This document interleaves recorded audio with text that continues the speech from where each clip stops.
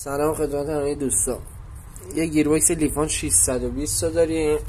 بابت اینکه ماشین توی دنده 4 قفل کرده بود، گیربکس رو اوراقش کردیم، نگاه انداختیم به دنده‌اش. دنده 4ش هم توی که می‌بینید قسمت بالاییش ذوب کرده بود، یه قسمتی مثلا چسبونده و زیاد به ایراد نخورده و خوشبختانه مثلا با هزینه‌های خیلی پایین درست میشه.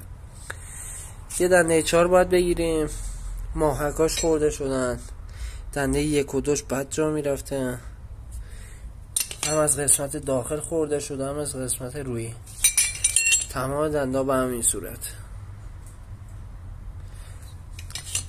ماهکای 1 و 2 3 و 4 و دنده 5 باید تعویض بشه. دوستان گیربکس رو وا میکنید، قسمت پیمه. این پیما گذاشتن که مثلا دندات در نیاد، اون شفت نگهدارنده در نیاد. نیازی اصلا به جوشکاری نداره که شما برداشتین جوشکاری کنید. حالا ببینیم چطوری میشه انجامش داد.